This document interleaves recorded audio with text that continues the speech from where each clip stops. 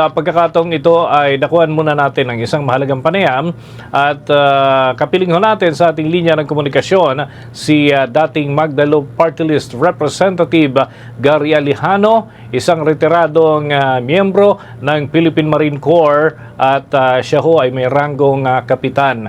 At pabati natin sa Bombo Radio Philippines. By the way, si Bombo Dennis Hamito po ito. Together with me, si Bombo Everly Rico. Welcome to the program. Ano po yung inyong reaksyon sa inilabas ng International Criminal Court na listahan ng mga tinaguriang co-perpetrators ni former President Rodrigo Roa Duterte?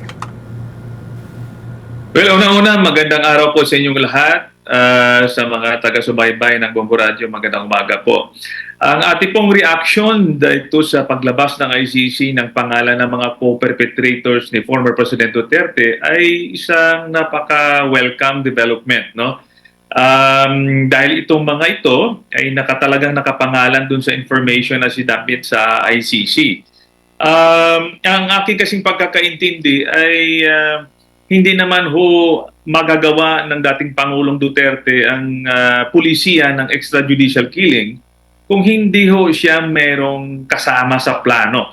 In fact, itong plano na ito ay matagal nang ini-execute sa local level pa lamang sa Davao City. Kaya nga merong Davao Death Squad. Nung naging Pangulo ang dating Pangulong Duterte, inelevate nito ng itong sistema na ito, no? Ang template na ito, from local to national. Napakalawak po ng buong Pilipinas. So nagkaroon po ng plano talaga sa issue ng pag-i-implement ng Oplan Tokhang, paano bibigyan ng reward kung sino ang makapatay o makahuli sa mga suspect na drug addicts at drug lords. Kahit nga noon nung ako'y nasa Congress pa, ay yung mga kasama ko talagang ramdam ko yung takot dahil pag ikaw ay nagsalita labag doon sa pulisiya ng dating Pangulo, baka ho yung pangalan mo mailista doon sa mahiwagang listahan at parang death warrant na yon.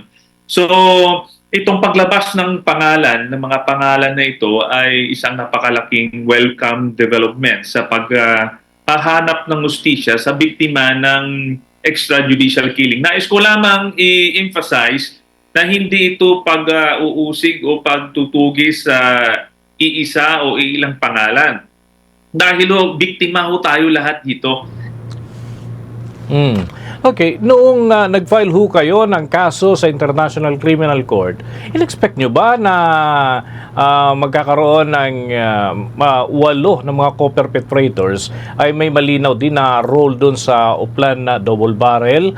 At ito ho ba, anong pagtingin ho ninyo? Nagulat ba kayo sa maraming napabilang doon sa listahan, Representative Alejano?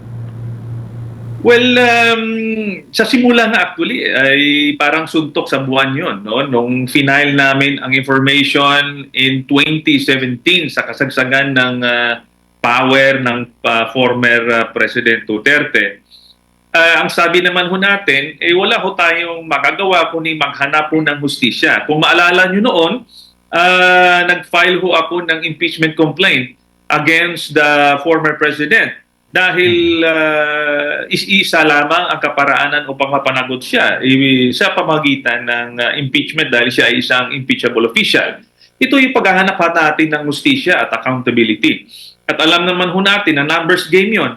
Agaran ho nilang binasura. So dito ho nagpapakita na yung mga ahensya ng ating gobyerno kasama na ang mga institusyon katulad ng Kongreso at kahit Senado at that time ay hindi ho nagpapakita ng willingness at capability na usigin ang guilty sa pulisiyang ito. So saan pupunta ang taong bayan? Precisely, meron ho tayong International Criminal Court dahil yung mga bansa na kung saan ang mga citizens ay nagiging biktima ng kanyang gobyerno ay walang matakbuhan. Kaya nga meron hong tinayong International Criminal Court through the Rome Statute na pinirmahan ng Pilipinas noong 2011. So, kahit suntok sa buwan, after 8 years ay nalabasan po ng warrant of arrest ang dating Pangulo at ito'y nagpapakita na gumagana ang international justice at involved ito ang buong mundo. Ibig sabihin yung international community ay tumitingin sa Pilipinas kung tayo ba ay hindi gumagalang sa kasunduan, tayo ba ay isang rogue state na hindi gumagalang sa international order, no? So napaka-welcome po, at lalo na ngayon na may nilabas na mga pangalan, hindi po Christmas araw-araw. Kailangan lumuot pananagutan. Hindi lang ito sa issue ng international, ng extrajudicial killing. So, kung hindi nakikita na merong consummation o merong nananagot sa mga krimeng nagawa, nagbibigay ito mensahe sa Pilipino na kahit ano pang lupasayin ho natin sa pagsisigaw at pagpapile ng kaso, ay wala hong makukulong. Okay. Bago yung iba pang punto, no, ho, bibigyang dad ko muna si Bombo Ever. May ilang nais din po siyang itanong sa inyo. Bombo Ever? Since nabasa na rin po ninyo ito pong technical na aspeto po ng tinatawag na Oplan Double Barrel na nagsilbi nga pong blueprint ng drug war na kinalaunan po ay naging basihan na rin po ng inyong warrant, pamilyar po ba kayo sa naging papel po ng bawat co-perpetrator na napangalanan po? Well, alam naman ho natin, ito yung mga dating mga opisyal na kung saan dito umiikot ang tinatawag na sana nating justice system ng ating bansa. No? So, kasama ho ang ahensya ng Philippine National Police, kasama ho ang Department of Justice, ang National Bureau of Investigation, yung issue ng droga ay Philippine Drug Enforcement Agency. So, ito yung mga ahensya na pumapalibot doon at malaking epekto sa pulisiya ng war on drugs, no? So merong mga connection ang lahat na ito upang magsagawa nitong national policy of extrajudicial killing sa ilalim ng war on drugs. Example, sabihin ng PIDEA na talagang napakalala. Alam ko malala, pero natural ang figures na yan ay dapat maging maliwanag. Kung maalala ho natin, tinanggal ng dating Pangulo ang PIDEA chief noon dahil hindi ho siya nag-agree doon sa datos. No? So, yan, example. Tapos si DOJ Secretary before na si Vitaliano Aguirre ay sinasabi niya na wala namang extrajudicial killing. O siya na ho sanang magbibigay ng hustisya sa mga biktima. Siya ho nagsasabing walang biktima dapat yan. Mga kriminal ho yan, mga ganito. No? So, kasama siya. So, at itong maraming mga pangalan dito ay miyembro, mga leaders o chief PNP ng Philippine National Police. No? And then, ang malaking role dito ay nakita ho namin ay si Senator Bato de la Rosa at si Senator Bongo. Dahil nga, sa kanila talaga nakasentro yung pulisiya. Si former President Duterte ang utak, sa kanya nanggaling ang pulisiya. Hindi naman sekreto yun. Public policy yun. Pronouncements ng Pangulo kada okasyon ay sinasabi niya yan. And then, tahimik lamang si Senator Bongo. Alam natin yun, nasa likod lang yan. Pero siya ang naghahawak ko ng finance.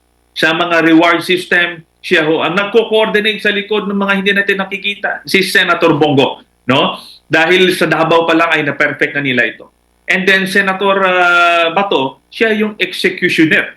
No? Ang itong plano na ito ay nai-execute sa pamagitan ng Tokhang o Plan Double Barrel. Siya yung nag-i-implement. In fact, may mga kota, yung mga istasyon sa buong Pilipinas, no? Patungkol sa pag-liquidate, yung tawag nila doon, no? Neutralize na nais nilang i-justify na hindi naman lang ganon. Alam natin, pag neutralize, Doon po sa inyong sinampa po na kaso, may malinaw din po ba na link o papel yung bawat co-perpetrator sa isinagawang drug war o may iba rin po sa kanila na posibleng napilitan lamang na magpatupad po nito kasi posibleng tatanggalin po sila? Ganito lang yan. Kung ikaw ay hindi mo gagawin yung role mo o hindi ka tutupad, isa lang mangyari sa'yo. Tatanggalin ka sa pwesto at papalitan ka ng mas willing na gagamitin o kasangkapan nitong war on drugs. Kaya nga, the more na magsisip-sip ka sa Pangulo, sa sentro ka, no? Nandoon ka, ipapakita mo yung gilas mo, ikaw ang ilalagay natin dyan.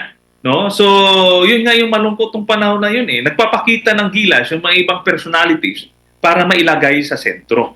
No? So, hindi ako naniniwala na pag itong mga pangalan na ito ay tumanggi, baka wala ho sila sa listahan. Ibang pangalan ang malagay sa listahan. And since they cooperated and they obliged willingly doon sa utos ng Pangulo, which is an illegal order sa aking tingin, they should suffer the consequences of the official function na ginampanan.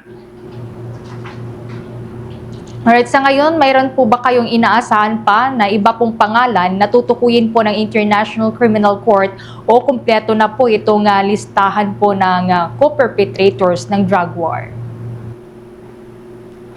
Well, may mga pangalan tayong naisama noon, no? May mga iba pang hindi na ilabas yung pangalan dito. Pero let us leave that to the wisdom of the ICC o the prosecutor of the ICC sa pag-analisa ng mga available documents and evidences kung alin doon ang ilalabas nilang mga pangalan. So, sa kanila na po yun. No? Dahil lang sa ating paniniwala natin na kahit nagbigay tayo ng pangalan, pero pag tingin nila na hindi nila maisama, then let us respect. Alright, Bombo Dennis. Okay. With that, kami ho'y nagpapasalamat sa pagkakataon na makadaw pampalad kayo sa Impapawid kahit ngayong tanghali na ito. Maraming salamat po. Maraming salamat po. God bless. Mga kabombo, mga Kastar Nation, nakausap po natin si former Magdalo Party List Representative Gary Alejano, isang retiradong miyembro ng Philippine Marine Corps sa ranggong kapitan. At yan ho ay may kinalaman pa rin doon sa mga development doon sa International Criminal Court, partikular na ho sa kaso laban kay former President Rodrigo Roa Duterte. Bukas naman ang Bombo Radio Philippines para sa mga panig na nabanggit dito ho sa panayam na ito upang kayo ay makapaglahad din ng inyong saloobin at sentimiento may kinalaman ho sa naturang usapin. For the most trusted source of news and information, visit our website at www.bomboradio.com. Follow us on Bombo Radio mobile app, Facebook, YouTube, TikTok, and X, formerly Twitter. Like, share, and stay connected. Anytime, anywhere.